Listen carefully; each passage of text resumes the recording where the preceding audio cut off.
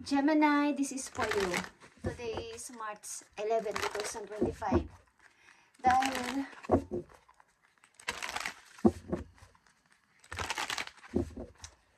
okay, Gemini, this is for you. Tingnan natin ang inyong message dito galing sa Moonology. Moon Moonology. Okay. Tingnan natin. Gemini, ang message for you. Go for it. Okay, Gemini, go for it ang message sa'yo. Ibig sabihin, ipagpatuloy mo kung ano man yan. At maaaring dealing kayo. May involve sa inyong Aries o sa pamamagitan nito is katulad ng mga energy ng Emperor is maging in charge kayo dito. Okay? Go for it. Kung ano man tong nais mo, pagpatuloy mo, Gemini. Huwag kang matakot.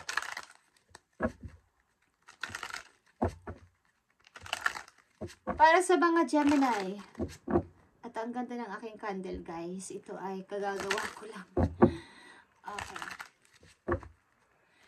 Tingnan natin, Gemini, yung message today, March 11, 2025, sa mga Gemini. Tingnan natin. At mamaya natin to sisilipin para sa'yo, okay? Parang ang bilis na magpalit o nagbago ng yung buhay, something. Yung nanibago ka dahil parang nag-shift katulad ng mga shape ng buwan, okay? Parang may new moon, may full moon, may quarter moon, okay? After ng mga pagbabago, bawa kinabukasan, meron na namang bago na nangyari sa'yo. Mga ganun. You are learning to adapt and grow, okay? Parang lahat ng pagbabagong nangyari sa iyo ay ina-adapt mo at nag-grow ka ng tuloy-tuloy, Gemini. Be kind and gentle with yourself. So, maging mas mabait ka sa iyo sarili. Kung mabait ka man sa ibang tao, mas protektahan mo ang sarili mo. At alagaan mabuti, Gemini. Okay? Kung ikaw ay matulungin sa ibang tao, mabait ka sa ibang tao, mas pahalagahan mo ang iyong sarili. Okay, andito ang go for it para sa'yo. Ano bang ibig sabihin ito para sa'yo? Sapagkat maaaring meron ka mga binabalak sa kasalukuyan na kailangan mo tong ipagpatuloy. Gemini, this is for you. March 11, 2025 sa mga Gemini. Tingnan natin ang iyong mga message. Ngayong March 11. Okay. Andito ang fellow travelers, guys. Support is all around you.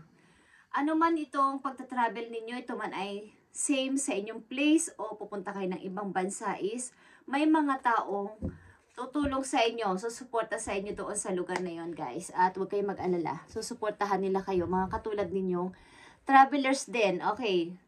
Maybe nag-iisip kayong mag-travel o mag-abroad o something, umalis sa inyong place, kaya andito ang go for it sa inyo. Go for it.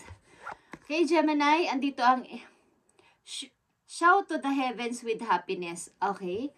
Ibig sabihin kayo ay masaya. Masaya ang inyong damdamin sa kasalukuyan maybe at kulang na lang ay lagi kayong, kumbaga, sinisigaw ninyo ang pangalan ni Lord sa pagpapasalamat. Thank you, Lord. Thank you, Lord. Thank you, Lord. Okay?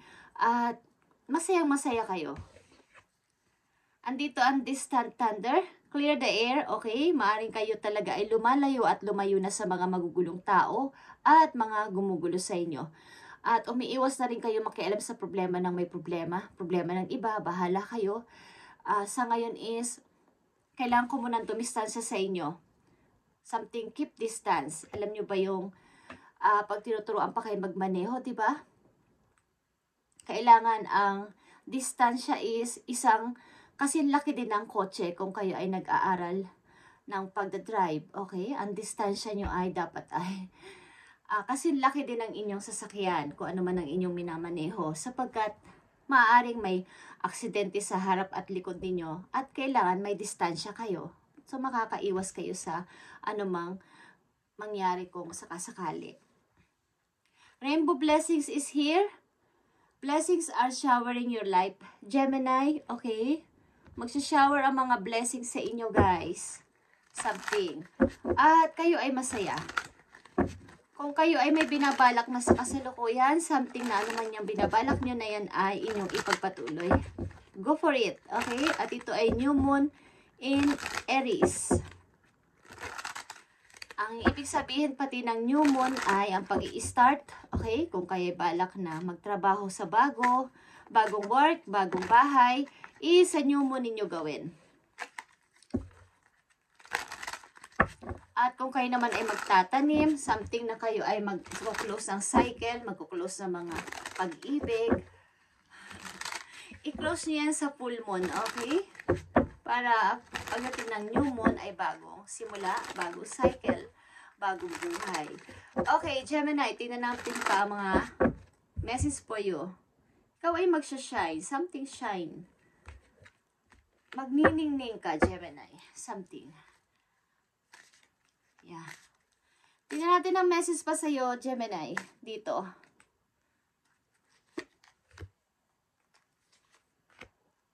Naalala ko yung kanta ng Bon Jovi. Okay? Sa inyong reading. May kumakanta sa aking isip. Okay, nakikita nyo ang 8 of Wands. Meron ditong image sa taas na parang, alam niyo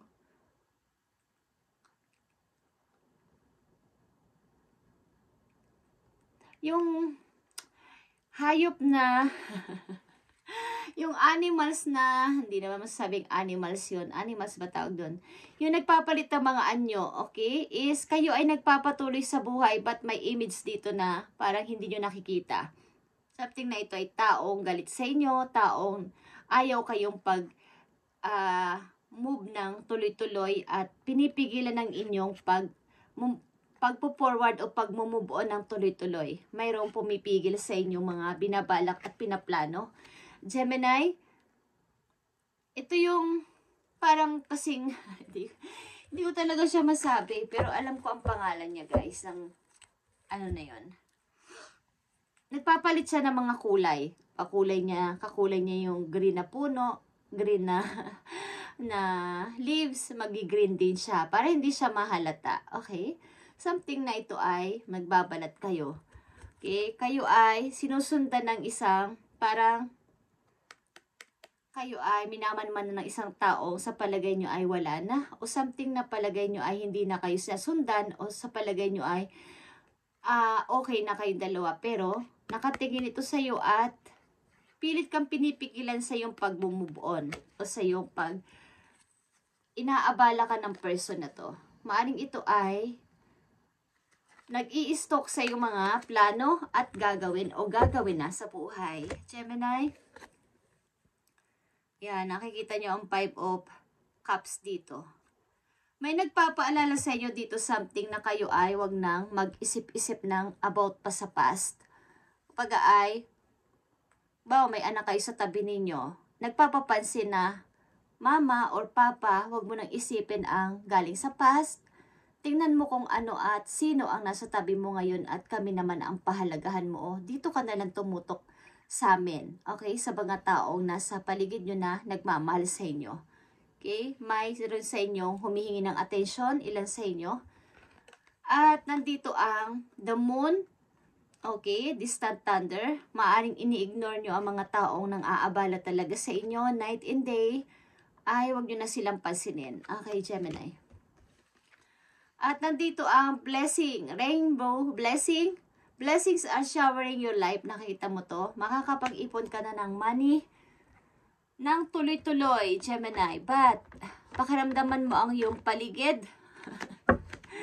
Ang ibig ko sabihin ay makiramdam ka sa mga taong maaaring ikaw ay abalahin at istorbohin sa iyong tuloy-tuloy na pag-move on sa buhay. Okay? Huwag mo silang pansinin. May gusto sa iyo umabala o gusto sa iyo manggulo sapagkat ikaw ay nagtutuloy-tuloy sa buhay. Ilan sa inyo nagtutuloy-tuloy na mag-move on o nagiging okay ang pamumuhay. Okay, Gemini.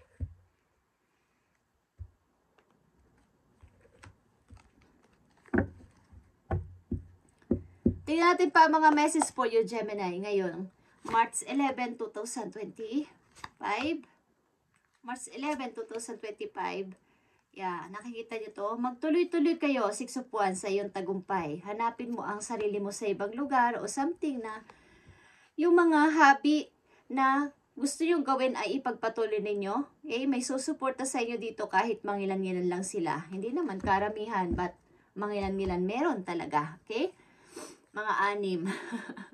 Okay, joke. Okay. Kailangan nyo ng freedom sa sarili o patuloy-tuloy na kayo nagkakaroon ng freedom sa sarili nyo. Okay? So, nandito ang Knight of Pentacles.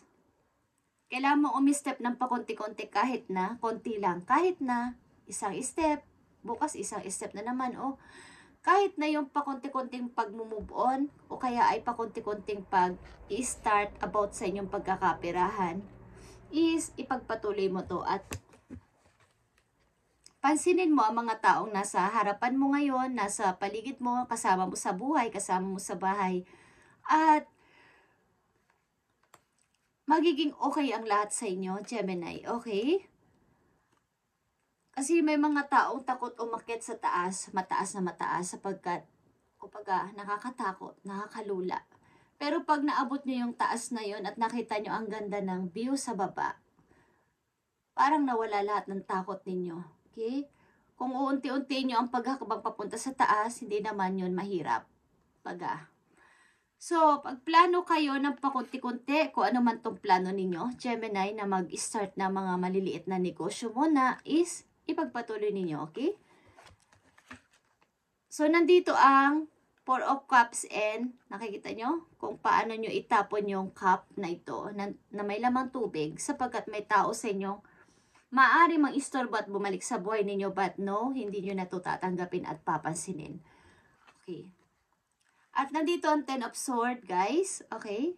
Ito ay maganda sapagkat ang 10 of Swords, katsunod dito ay Ace of Swords. Big sabihin, makakasurvive na kayo dito o nakasurvive na kayo sa sobrang yung tagal na pagka-stuck dito sa isang sitwasyon na kayo ay hirap na hirap. Okay. Ito ay pagkakaroon ng clarity at liwanag ng isipan na need ko nang tumayo dito at mag-start ng bago. Okay. Parang nagkaroon kayo ng wake up call. Okay, something. Spiritual awakening. Okay, Gemini. Tingnan natin ang payo sa'yo ng mga inyong mga guardian angel. Okay. Go for it. Ano man tong iyong iniisip. Ngayon, 2025. Pagpatuloy mo to, Gemini. At maging karoon ka lang ng attention sa mga messages, lalo na sa online, okay? May mga tumitingin-tingin sa iyo sa online. Isang taong kayo ay pinagmamasdan at tinitingnan ng inyong kalagay sa ngayon. Maaari ito ay kilala na o naging kasintahan mo o naging asawa mo. Tinitingnan kayo sa social media. Kung kayo ay magtagpapatuloy at naging maayos ang pamumuhay, okay? Gemini, message sa'yo ng yung mga guardian angel. Pakinggan mo kung gusto mo. Okay, nakikita mo ang 4 of Swords. Okay. Spend time in nature, Gemini, listening for your guidance from your angels and your own inner voice. Because overanalyzing the situation won't provide the answer you seeking.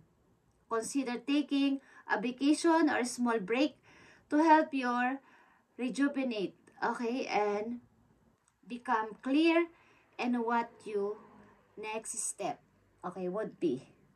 Kumbaga, katulad ng sinabi ko kanina is, maging gentle kayo at maging mabait sa sarili. Mabait man kayo sa ibang tao o maraming tao, mas maging mabait kayo at mabuti sa inyong sarili. Ibig sabihin, bigyan nyo ng time at attention ng inyong sarili. Isa sa mga araw na to. Magpahinga kayo ng maayos, makinig ng mga relaxing music, at pumunta muna pamisa-misa sa tahimik na lugar para makapagpahinga at makinig sa inyong inner voice. Kumbaga, dito nyo mahahanap at masusumpungan yung mga matagal nyo ng tanong sa sarili ninyo. Bibigyan kayo ng knowledge ni God dito. Okay? Yung mga pag-doubt ninyo at mga pagmumuni-muni sa kasalukuyan ninyo ay may masusumpungan kayo dito ang sagot. Okay? At nandito ang review and contemplation. Para makapag-isip-isip kayo sa inyong next step na gagawin, ay kailangan nyo munang makapagpahinga ng maayos, kahit naman lang na mga ilang saglit, okay? Kahit isang araw, pag kayo ay may bakasyon o may holiday, tuunan nyo ng pansin mo ng inyong sarili.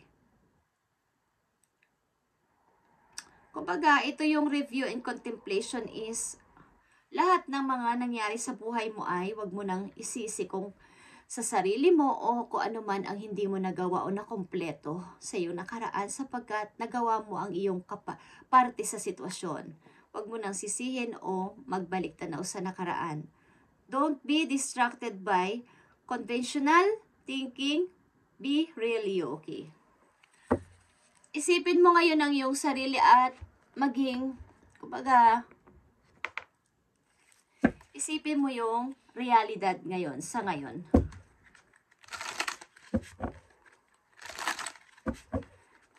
Sa halip na ikaw ay nakasurvive na, ay ipagpatuloy mo to at nandito ang message po yun na go for it, na unang-unang message sa'yo.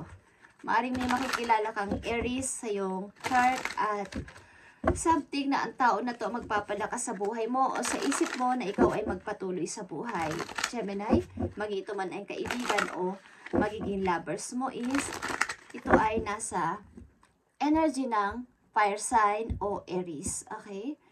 Gemini, the long message dito for you. Nandito ang Temperance. Okay, napakahaba ng inyong pasensya sa kung ano man ang inyong mga pinagtiisan at pinaghihintay sa buhay.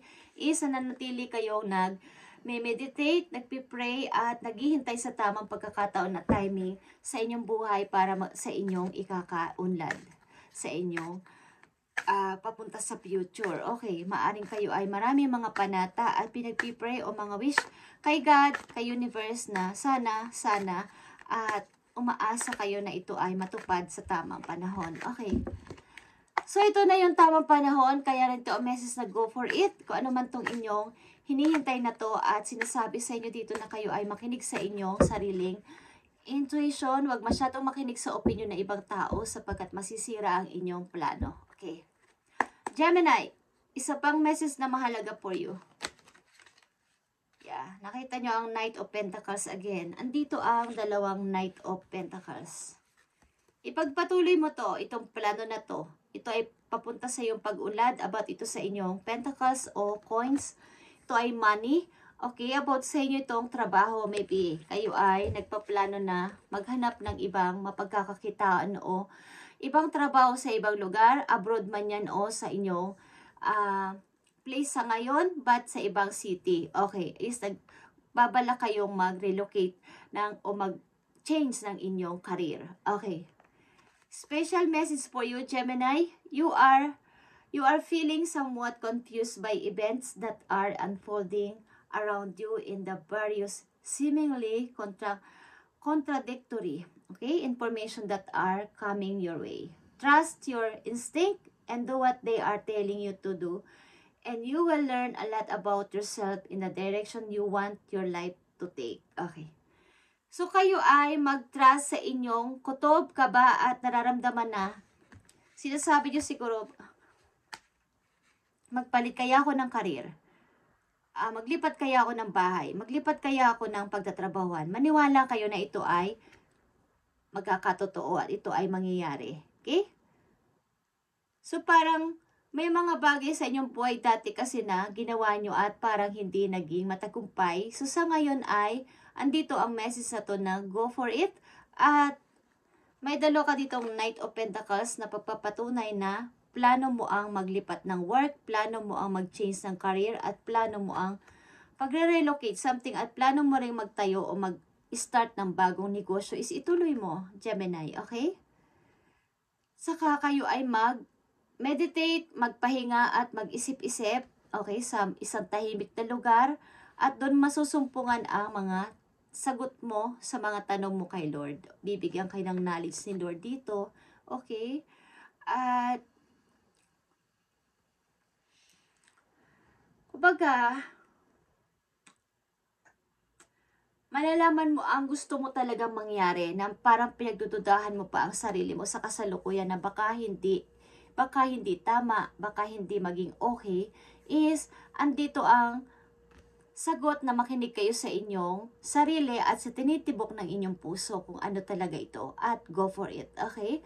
Especially sa new moon, okay? Gawin nyo to, Gemini. Thank you and God bless sa inyo lahat, guys. At ipagpatuloy nyo itong plano na to at umiiwas na talaga kayo sa thunder o sa mga taong walang ginawa kundi kayo ay guluhin. Okay? At magpapansin sa inyo. Gusto kayong kausapin, but huwag kayo makikipag-usap, guys. Ito ay maaari kayong saktan, physical man to o sa inyong emotion. Okay?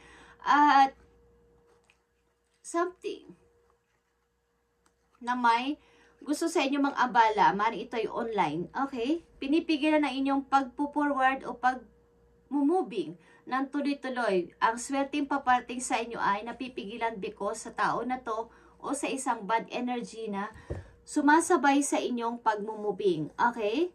So ito ay inyong ipag-pray kay God na alisin sa inyong landas at puksain ito ng kanyang banal na dugo. Okay?